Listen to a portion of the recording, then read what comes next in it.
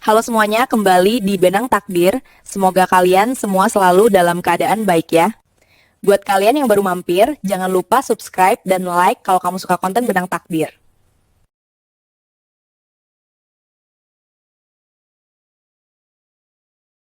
Anak ini mirip kamu banget, Mas. Hidungnya, matanya. Jangan pernah ragu ya. Kalimat manis itu terus terngiang di kepalaku setiap kali aku menatap wajah pucat putra kesayanganku yang terbaring lemah.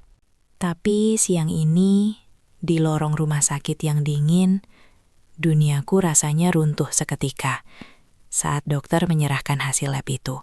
Niat hati ingin mendonorkan darah demi nyawa anakku, tapi sistem medis justru menolak darahku mentah-mentah. Dengan tangan gemetar menahan amarah, aku banting kertas hasil tes itu tepat di depan wajah istriku yang mulai menangis. Fakta menyakitkan akhirnya terungkap. Dokter bilang aku steril secara medis sejak lahir, dan mustahil punya keturunan. Selama ini aku ternyata cuma jadi ayah bodoh yang membesarkan anak hasil hubungan gelap istriku dengan pria lain. Sekarang saat anak itu butuh darah, aku cuma bisa menatap kosong, hancur oleh pengkhianatan yang paling keji. Anak ini mirip kamu banget, Mas. Hidungnya, matanya. Jangan pernah ragu ya. Kalimat itu selalu diucapkan Laras, istriku. Setiap kali aku pulang kerja dengan tubuh remuk redam. Sambil mengusap kening Dika yang tertidur pulas, aku selalu merasa jadi laki-laki paling beruntung di dunia. Dika baru umur 5 tahun. Wajahnya lucu, kulitnya bersih. Beda banget sama aku yang sawo matang dan mulai kusam karena sering kena asap knalpot di jalanan. Tapi kata Laras, Dika itu fotokopian aku versi glowing. Senyum Laras yang manis, dengan rambut hitam panjangnya yang selalu wangi sampo mahal, bikin aku percaya kalau keluarga kecil kami ini adalah surga dunia yang gak akan pernah tergantikan oleh apapun. Sebagai kepala rumah tangga, aku rela banting tulang demi mereka. Tiap hari berangkat subuh, pulang malam. Kadang masih harus lembur buat nutupin cicilan KPR rumah subsidi di pinggiran kota yang bunganya makin lama makin nyekek leher. Belum lagi cicilan motor metik yang jadi kaki buat aku cari nafkah. Tapi secapek apapun aku, rasa pegel di pundak rasanya langsung rontok kalau udah lihat Dika lari-lari nyambut aku di depan pagar. Dia biasanya langsung minta gendong. Celotehnya soal teman-teman TK-nya bikin aku lupa kalau dompet lagi tipis banget di tanggal tua. Buat aku, Dika itu napas. Alasan aku masih kuat berdiri tegak, walaupun sering dimaki bos di kantor. Memang sih, ada beberapa tetangga komplek yang mulutnya pedas banget kayak sambal geprek. Pernah waktu arisan RT, Bu Tejo tetangga sebelah nyeletup kenceng banget. Jeng Laras, kok Dika makin gede makin ganteng ya? Kulitnya putih bersih gitu, beda banget sama bapaknya yang hitam manis. Waktu itu aku cuma bisa nyengir kaku, nahan panas di kuping. Tapi Laras langsung pasang badan. Dia meluk lenganku erat-erat di depan ibu-ibu lain, sambil bilang kalau Dika mewarisi gen gantengku yang terpendam. Pembelaan Laras itu bikin aku makin cinta mati sama dia. Aku merasa dihargai banget sebagai suami, meskipun sadar diri tampangku pas-pasan. Kehidupan kami berjalan kayak air yang tenang, atau setidaknya itu yang aku rasakan. Laras itu tipe istri yang pinter dandan. Walaupun uang belanja sering pas-pasan, dia selalu kelihatan rapi. Kayak artis Korea yang sering dia tonton di drakor. Kadang aku heran juga, kok bisa uang segitu cukup buat perawatan kulit dia yang kelihatan mahal. Padahal aku jatahnya nggak banyak. Pinter-pinter nawar lah mas, katanya sambil kedip manja waktu aku tanya soal paket skincare yang baru datang dari kurir. Aku sih percaya aja, toh dia istriku, manajer keuangan rumah tangga ini. Gak ada alasan buat curiga sama wanita yang udah nemenin aku dari nol. Masalah kecil mulai muncul seminggu yang lalu. Dika sering banget ngeluh lemes dan gampang capek. Awalnya aku pikir cuma karena dia kebanyakan main gadget atau kurang tidur. Tapi makin hari, wajahnya makin pucat, gak seceria biasanya. Waktu aku ajak main bola plastik di halaman depan, Baru lari 5 menit, dia udah ngos-ngosan parah, sampai bibirnya agak biru. Hatiku rasanya kayak diremas melihat jagoan kecilku yang biasanya lincah, jadi lunglai begitu. Laras bilang mungkin Dika cuma butuh vitamin mahal yang sering diiklanin di Instagram. Jadi aku kasih uang lemburku buat beli vitamin itu, berharap anakku cepat pulih. Pagi itu suasananya beda dari biasanya. Dika nggak mau sarapan bubur ayam langganan yang biasanya dia lahap sampai mangkoknya bersih. Dia cuma diam, matanya sayu banget, dan badannya agak hangat. Aku udah bilang ke Laras buat bawa Dika ke puskesmas. Tapi Laras nolak. Katanya, nggak usah lebay mas, paling cuma masuk angin, dikerokin juga sembuh.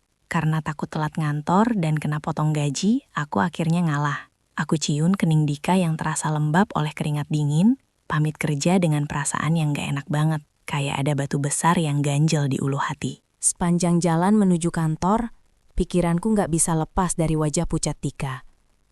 Motor yang aku kendarai rasanya berat banget, padahal jalanan lagi gak terlalu macet. Firasat seorang ayah itu tajam, dan hari itu alarm di kepalaku bunyi kenceng banget.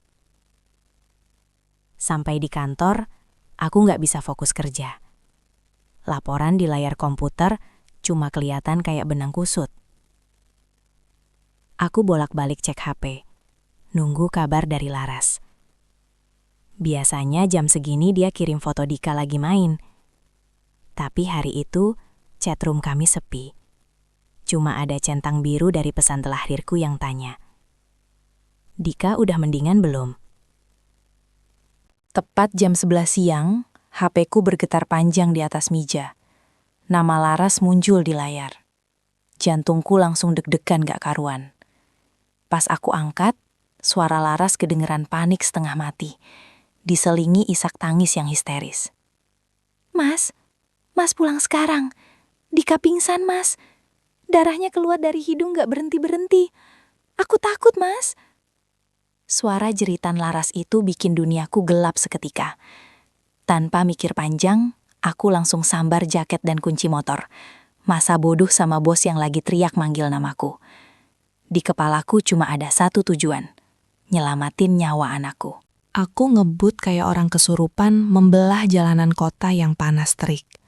Klakson mobil dan makian pengendara lain cuma lewat di kuping kiri keluar kuping kanan. Air mataku mulai netes di balik helm, campur sama keringat dingin. Tahan ya nak, papa pulang. Papa janji bakal lakuin apa aja buat kamu. Doaku dalam hati berulang-ulang. Bayangan Dika yang lemas tak berdaya terus menghantui. Aku ngerasa bersalah banget, kenapa tadi pagi nggak maksa bawa dia ke dokter. Kalau sampai ada apa-apa sama Dika, aku nggak akan pernah bisa maafin diriku sendiri seumur hidup. Sampai di IGD rumah sakit, aku lihat Laras duduk di lantai depan ruang tindakan. Bajunya ada bercak merah darah. Kakiku lemes lihat pemandangan itu. Dokter keluar dengan wajah serius, sambil bawa papan klip. "Bapak ayahnya?" Tanya dokter itu tegas. Aku ngangguk cepat, napas masih ngos-ngosan. "Anak bapak butuh transfusi darah segera. Kondisinya kritis. HB-nya drop drastis. Stok darah golongan dia lagi kosong di bank darah. Bapak golongan darahnya apa? Kita harus cek cocokannya sekarang juga, kalau mau nyawa anak bapak selamat." Mendengar itu, aku langsung menyodorkan lenganku. "Ambil darah saya, dok. Ambil sebanyak-banyaknya. Saya ayahnya, pasti cocok." Jarum suntik menembus kulit lenganku. Rasanya ngilu sedikit, tapi nggak sebanding sama rasa takut kehilangan Dika. Perawat yang ngambil darahku kerjanya cekatan banget. Dia ngisi 2 kantong labu darah sambil sesekali ngecek tensiku yang ada tinggi karena panik. Aku cuma bisa merem sambil berdoa kencang-kencang dalam hati. Ya Tuhan, tolong lancarkan. Tolong selamatkan anak hamba. Di sudut ruangan, Laras duduk sambil gigit kuku jarinya. Mukanya pucat pasi. Lebih pucat dari tembok rumah sakit. Anehnya, dia nggak mau lihat ke arahku sama sekali. Matanya liar jelalatan ke sana kemari. Kayak orang yang lagi dikejar debt collector. "Sudah selesai ya Pak, kita tunggu hasilnya sebentar buat cross-match," kata perawat itu ramah sambil nempelin kapas beralkohol di bekas suntikan. Aku ngangguk pantap, merasa bangga bisa jadi pahlawan buat anak sendiri. Sambil nunggu, aku nyamperin Laras. Niatnya mau nenengin dia. Tanganku terulur mau ngusap bahunya. Tapi dia malah kaget setengah mati sampai tas branded KW yang dia pangku jatuh ke lantai. "Kak, kamu ngapain sih, Mas? Bikin kaget aja," bentaknya dengan suara bergetar. Aku melongo, bingung. Padahal aku cuma mau ngasih dukungan moral. Tapi reaksi dia kayak maling yang ketangkap basah. Suasana di ruang tunggu VIP IGD itu hening banget. Cuma suara AC berdengung, sama langkah kaki perawat yang lewat sesekali. Tapi di kepalaku berisik. Kenapa Lara segugup itu? Oke, dia pasti khawatir soal Dika. Tapi keringat dingin yang ngalir di pelipisnya itu nggak wajar. Dia terus-terusan mainin HP-nya. Ngetik sesuatu dengan cepat, lalu dihapus lagi. Kayak orang linglung. Waktu aku tanya, "Kamu kabarin siapa, Yang?" Dia langsung nyembunyiin HP-nya di balik punggung. Nggak ada. Cuma grup arisan. Nanya kabar. Jawabnya gagap. Firasatku mulai nggak enak. Kayak ada duri kecil yang nusuk di hati. Setengah jam kemudian, dokter yang tadi nanganin Dika keluar lagi. Tapi kali ini wajahnya beda. Kalau tadi dia kelihatan buru-buru, sekarang dia kelihatan bingung. Alisnya mengerut dalam banget, sambil bolak-balik liatin kertas hasil lab di tangannya. Dia manggil namaku pelan. Aku langsung berdiri tegak. "Gimana, Dok? Darah saya cocok kan? Kapan bisa masuk?" Tanyaku nggak sabaran. Dokter itu menghela napas panjang, ngelepas kacamatanya, terus natap aku dengan tatapan yang susah diartikan, campuran antara kasihan dan bingung. "Pak, bisa ikut saya ke ruangan sebentar? Ada yang perlu saya jelaskan soal hasil tes darah Bapak dan kecocokannya dengan pasien," ucap dokter itu serius. Jantungku langsung mencelos. "Loh, kenapa harus di ruangan, Dok? Di sini aja. Istri saya juga berhak tahu," tolakku. Aku lihat Laras semakin gemetar di kursinya. Dia bahkan gak berani ngangkat kepala. Dokter itu akhirnya ngangguk pasrah. "Begini, Pak, darah Bapak ditolak oleh sistem kami untuk transfusi ke pasien Ananda Dika. Bukan karena darah Bapak sakit, tapi karena golongan darahnya tidak kompatibel sama sekali." Aku ketawa sumbang. Ngerasa ini pasti lelucon yang gak lucu. Maksud dokter apa? Saya bapak kandungnya, masa gak cocok? Emang golongan darah Dika apa? Tanyaku ngegas. Dokter itu nunjukin kertas hasil lab. Golongan darah Bapak O positif, sedangkan data medis istri Bapak, Ibu Laras, adalah A positif. Tapi hasil tes darah Ananda Dika barusan menunjukkan dia bergolongan darah B positif. Hening. Ruangan itu mendadak jadi kedap suara. Otakku yang lulusan SMA ini mencoba memproses pelajaran biologi dasar yang udah lama lupa. Oh, ketemu A? Hasilnya harusnya O atau A kan? Kok bisa B? Mungkin alatnya rusak, Dok. Atau sampelnya ketukar sama pasien sebelah. Teriakku mulai emosi. Aku nggak terima. Gila aja, masa anakku sendiri dibilang nggak cocok darahnya. Laras tiba-tiba berdiri. Suaranya melengking tajam. "Iya, Dok. Pasti salah itu. Rumah sakit ini gimana sih? Alat canggih kok bisa error? Jangan nakut-nakutin suami saya dong." Laras nyerocos panjang lebar. Tapi matanya nggak berani natap mataku. Dia sibuk nyalahin pihak rumah sakit, tapi tangannya ngeremes ujung bajunya sampai buku-buku jarinya memutih. Dokter itu tetap tenang, tapi tatapannya tajam ke arah Laras. "Bu, Pak, kami sudah melakukan tes ulang 3 kali dengan 2 metode berbeda. Hasilnya konsisten. Secara medis, persilangan genetika antara golongan darah O dan A tidak mungkin menghasilkan anak dengan golongan darah B. Kecuali..." Dokter itu ngegantung kalimatnya, bikin dadaku makin sesak. "Kecuali apa, Dok?" desaku. Tanganku udah ngepal kencang banget, sampai kuku nancep di telapak tangan. Aku butuh jawaban, walaupun jawaban itu mungkin bakal ngebunuh aku pelan-pelan. Kecuali ada donor biologis lain, atau terjadi mutasi genetik yang sangat langka, yang kemungkinannya 1:1.000.000, lanjut dokter itu hati-hati. Rasanya kayak disambar petir di siang bolong. Kakiku lemas, aku mundur selangkah sampai nabrak tembok dingin koridor. Aku toleh Laras, berharap dia bakal ngebantah, bakal marah, bakal sumpah serapah kalau dokter ini ngaco. Tapi Laras, istriku yang cantik jelita itu, dia cuma diam membatu. Air matanya mulai netes, tapi bukan air mata sedih, Itu air mata ketakutan. Yang jawab jujur sama aku. Suaraku serak, hampir nggak keluar. Tenggorokanku rasanya kering kerontang. Kamu nggak nyembunyiin sesuatu kan? Dika anakku kan? Laras masih diam. Bibirnya gemetar hebat. Dia berusaha maju mau megang tanganku. Mas, dengerin aku dulu. Ini pasti salah paham. Kamu tahu kan, aku sayang banget sama kamu. Kata-kata manis yang biasanya bikin aku luluh, sekarang terdengar kayak racun di kupingku. Bau bangkai yang selama ini tertutup rapi mulai tercium. Dan baunya busuk banget. Laras mencoba meraih tanganku. Jari-jarinya yang dingin menyentuh kulitku. Tapi refleks aku menepisnya kasar. "Jangan sentuh aku!" bentakku. Suaraku menggema di lorong rumah sakit yang sepi, membuat beberapa perawat menoleh kaget. Laras tersentak mundur. Wajahnya pias seperti mayat hidup.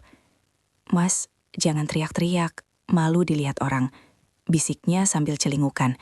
Masih sempat-sempatnya mikirin citra di depan umum di saat hidupku lagi hancur lebur begini. Aku menatapnya jijik. Wanita yang selama ini aku puja, yang aku anggap bidadari, ternyata menyimpan rahasia busuk di balik senyum manisnya. Dokter berdehem pelan, mencoba memecah ketegangan yang makin mencekik. "Pak, maaf, ada satu hal lagi yang harus saya sampaikan. Ini mungkin berat, tapi Bapak berhak tahu demi kesehatan Bapak sendiri di masa depan." Dokter itu membuka halaman kedua dari laporan medis di tangannya. Aku menelan ludah susah payah.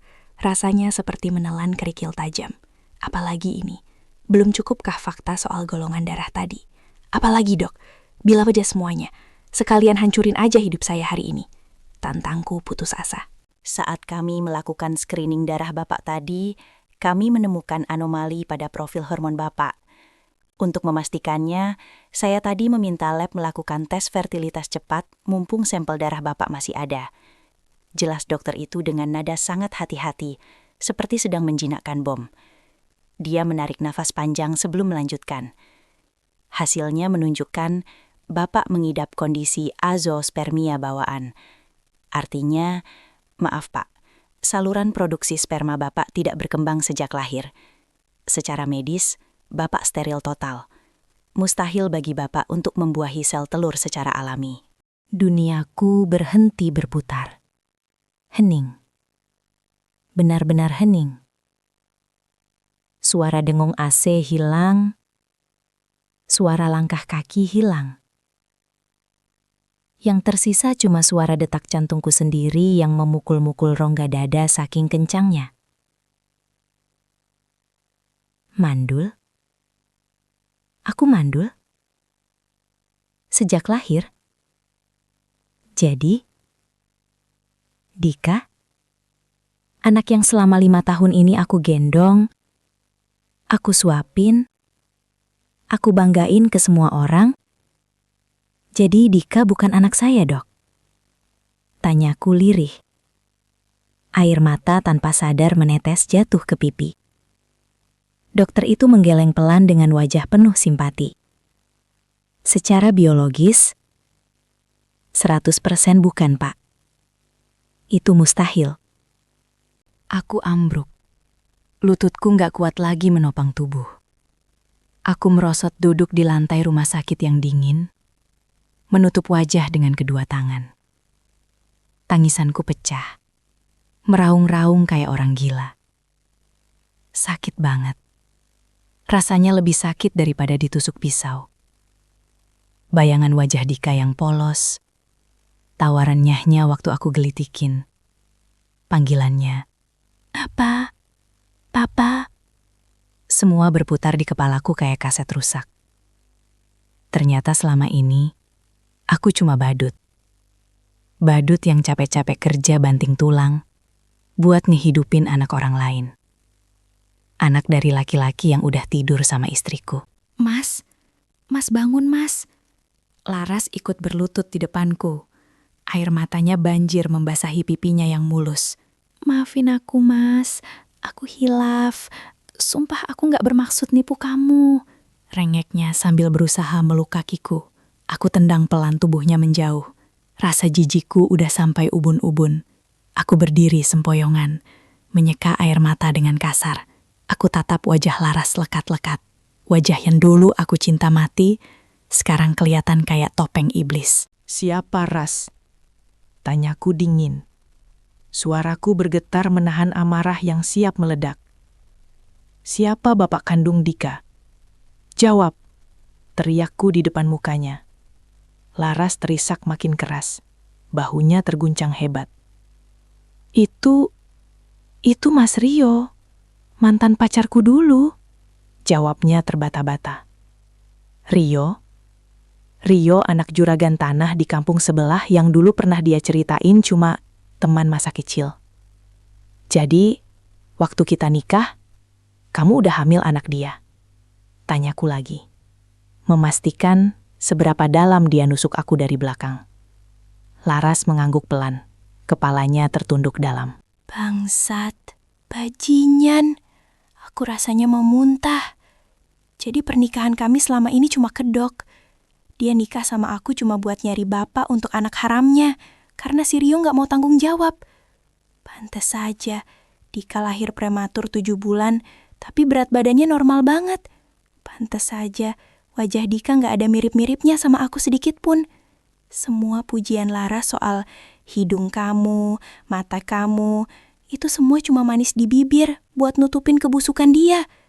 Dia manfaatin kepolosan dan rasa cintaku buat nyuci aibnya sendiri. Aku raih map hasil lab dari tangan dokter. Remas kertas itu sampai lecak. Lalu dengan sekuat tenaga, aku lempar map itu tepat ke wajah Laras. Plak! Kertas-kertas itu berhamburan di lantai, jadi saksi bisu kehancuran rumah tanggaku. Kamu iblis, Ras. Kamu jahat banget sama aku. 5 tahun, Ras. 5 tahun aku hidup dalam kebohongan. Teriakku histeris. Laras cuma bisa nangis sesenggukan di lantai, gak berani ngelawan. Orang-orang mulai berkumpul nontonin kami, tapi aku udah gak peduli lagi. Harga diriku sebagai laki-laki udah diinjak-injak sampai rata dengan tanah. Tiba-tiba pintu ruang IGD terbuka. Seorang perawat lari keluar dengan wajah panik. Dok, pasien Dika kejang. Detak jantungnya drop. Kita butuh donor darah golongan B sekarang juga, atau dia nggak akan selamat. Teriak perawat itu. Dokter langsung lari masuk ke dalam. Aku terpaku di tempat. Di satu sisi, hatiku hancur. Tahu Dika bukan anakku. Tapi di sisi lain, suara hati kecilku menjerit. Dika nggak salah apa-apa. Dia cuma korban dari dosa ibunya. Tapi darahku ditolak. Aku nggak bisa nyelamatin dia. Aku toleh Laras yang masih nangis di lantai. Tuh dengar, anak harammu sekarat. Panggil bapak kandungnya sekarang. Suruh si Rio ke sini, kalau dia laki-laki. Bentakku sadis. Panggil bapak kandungnya sekarang. Suruh si Rio ke sini kalau dia laki-laki. Teriakanku menggema, memantul di dinding lorong rumah sakit yang dingin. Laras mendongak, matanya bengkak. Maskaranya luntur bikin wajahnya belepotan hitam kayak hantu. Dia geleng-geleng kepala panik. Tangannya gemetar hebat saat mencoba meraih ujung celanaku. Nggak bisa, Mas. Rio udah nikah sama orang lain. Dia nggak mungkin mau ke sini. Dia udah nggak peduli sama Dika. Jawab Laras di sela isak tangisnya. Jawaban itu bikin darahku makin mendidih sampai ke ubun-ubun. Oh, jadi kamu mau biarin Dika mati? Itu anak kamu, Ras. Darah daging kamu hasil zina. Belum sempat aku maki dia lagi, pintu ruang IGD terbuka kasar. Seorang perawat lari keluar dengan wajah panik. Napasnya memburu. Keluarga pasien Dika, kondisinya kritis. Kejangnya makin parah dan detak jantungnya melemah. Kita butuh keputusan cepat atau donor golongan darah B sekarang juga. Teriak perawat itu. Mendengar itu, Laras histeris. Dia mencoba berdiri tapi kakinya lemas kayak jeli, sampai jatuh lagi ke lantai. Aku cuma bisa terpaku. Di satu sisi, hatiku hancur tahu Dika bukan anakku. Tapi di sisi lain, suara hati kecilku menjerit kesakitan. Karena bagaimanapun juga, aku yang azanin dia waktu lahir. Aku tarik tangan Laras kasar, memaksanya berdiri dan nyeret dia mendekat ke pintu IGD. Lihat anakmu, dia sekarat gara-gara darah kotor bapaknya nggak ada di sini. Bentakku tepat di kupingnya. Di dalam sana, aku bisa lihat tubuh kecil Dika bergetar hebat di atas berangkar, dikerubungi dokter dan selang-selang infus. Bunyi monitor jantung, tut, tut, tut, yang temponya cepet babak bikin kepala rasanya mau pecah. Aku mandul, darahku ditolak. Aku benar-benar gak berguna di momen hidup dan mati ini. Rasanya Tuhan lagi ngehukum aku atas dosa yang bahkan gak pernah aku lakuin. Dok, tolong lakukan apa aja. Golongan darah O negatif ada stok nggak? Itu kan donor universal. Tanyaku frustrasi ke dokter yang lagi sibuk nyuntikin obat lewat selang infus. Dokter itu menggeleng tanpa nengok. Keringat sebesar biji jagung nempel di pelipisnya. Stok O negatif di PMI Kota lagi kosong total, Pak, karena wabah demam berdarah. Kita cuma bisa ngandelin donor golongan darah B atau keluarganya yang punya golongan darah sama. Aku rasanya mau gila. Uang nggak punya, darah nggak cocok, istri pengkhianat. Lengkap sudah penderitaanku hari ini. Tiba-tiba, aku ingat HP Laras yang tadi dia sembunyikan. Tanpa babi bu, aku rebut tasnya yang tergeletak di kursi tunggu. Aku acak-acak isinya sampai nemu benda pipih itu. Laras mencoba nahan tangannya. "Jangan mas, jangan hubungin dia." Rengeknya menyedihkan. Aku tepis tangannya kasar. "Diam kamu, ini soal nyawa." Aku cari kontak nama Mas Rio Sayang di log panggilan. Mataku nyalang melihat riwayat panggilan mereka yang ternyata sering banget. Bahkan saat aku lagi kerja banting tulang. Bangsat. Aku tekan tombol panggil dan langsung aku loudspeaker kenceng-kenceng, biar Laras dan semua orang di lorong itu dengar. Nada sambung berbunyi 2 kali, lalu diangkat. "Halo Ras, kenapa nelpon terus sih? Istriku lagi di rumah nih, jangan ganggu dulu lah." Suara laki-laki di seberang sana terdengar santai, cengengesan tanpa beban dosa sedikit pun. Itu suara Rio, suara bajingan yang dulu sering main ke kontrakan kami. Dengan dalih reuni teman SMA. Darahku rasanya mendidih. Tanganku gemetar nahan emosi pengen ngeremes HP itu sampai hancur. "Heh, anjing!" Teriakku langsung ke mic HP. Gak peduli sopan santun lagi. Hening sebentar di seberang sana. Siapa nih?" Tanya Rio bingung. "Gue, suami Laras. Laki-laki bodoh yang lo jadiin tumbal buat nanggung dosa lo. Anak lo, Dika, sekarang sekarat butuh darah B. Seret pantat lo ke RSUD sekarang, kalau lo masih punya hati nurani." Cecarku berapi-api. Nafasku memburu. Air mata amarah ngalir deras di pipi. Aku berharap dia panik. Aku berharap dia datang. Tapi harapan itu hancur seketika. Terdengar helaan napas kesal dari seberang, disusul suara ketus yang bikin aku sadar betapa murahnya harga diri istriku di mata dia. "Waduh, sorry bro, gue turut berduka ya, tapi gue gak bisa kesana. Bini gue yang sekarang galak, bisa kacau kalau tahu gue punya anak sama Laras. Lagian itu kan urusan rumah tangga kalian sekarang. Gue udah kasih duit tutup mulut ke Laras bulan lalu buat beli susu. Udah ya, jangan hubungin gue lagi. Bye." Klik. Sambungan diputus sepihak. Aku bengong natap layar HP yang gelap. Gila. Benar-benar iblis berwujud manusia. Aku toleh Laras yang cuma bisa nunduk gemetar di pojokan. Wajahnya pucat pasi kayak mayat. "Dengar itu, Ras. Dengar suara cinta sejati kamu. Dia bahkan gak peduli anaknya mati. Dia cuma anggap kamu sampah." Laras cuma nangis tanpa suara, nutupin mukanya pakai kedua tangan karena malu diliatin perawat dan pengunjung lain. Dia sadar, dia udah salah pilih orang. Dia udah buang berlian demi pungutin bangkai. Dan sekarang dia kehilangan segalanya. Keajaiban datang di detik terakhir. Bukan dari Rio, tapi dari Tuhan yang masih kasihan sama Dika. Seorang kurir PMI lari tergopoh-gopoh membawa boks pendingin. "Darah golongan B datang, 3 kantong dari pendonor sukarela," teriaknya. Dokter langsung gerak cepat memasang transfusi. Aku ngintip dari balik tirai, ngeliat darah merah pekat mulai ngalir ke tubuh Dika. Nafasku lega, tapi hatiku sudah mati. Aku jalan keluar, melempar kunci motor ke pangkuan Laras. Urus anakmu, urus hidupmu. Aku pulang ambil baju. Besok surat gugatan cerai sampai di rumah orang tuamu. Kita selesai. 3 tahun sudah berlalu sejak hari terkutuk di rumah sakit itu. Tapi rasanya baru kemarin aku keluar dari sana dengan hati hancur lebur. Sekarang, hidupku berubah 180 derajat. Tuhan ternyata maha adil. Dia ambil satu kebahagiaan palsu dariku, tapi diganti dengan ribuan berkah yang nyata. Usaha warkop kekinian yang aku rintis pakai sisa tabungan gaji terakhirku, sekarang sudah punya 2 cabang. Aku yang dulu kusam dan kurus karena stres mikirin cicilan istri, sekarang badanku lebih berisi. Kulitku bersih terawat. Bukan karena skincare mahal istri, tapi karena hati yang tenang dan dompet yang tebal. Gak ada lagi drama utang panci atau kredit motor yang bikin pusing 7 keliling. Siang itu, aku lagi belanja bulanan di sebuah supermarket besar di pusat kota. Aku dorong troli santai sambil milih buah-buahan segar. Tiba-tiba, di lorong bagian susu dan popok, aku dengar suara ribut-ribut. Ada seorang ibu-ibu yang lagi memohon sama kasir karena kartunya ditolak. Sementara anaknya nangis guling-guling minta jajan. "Mbak, tolonglah dicoba lagi.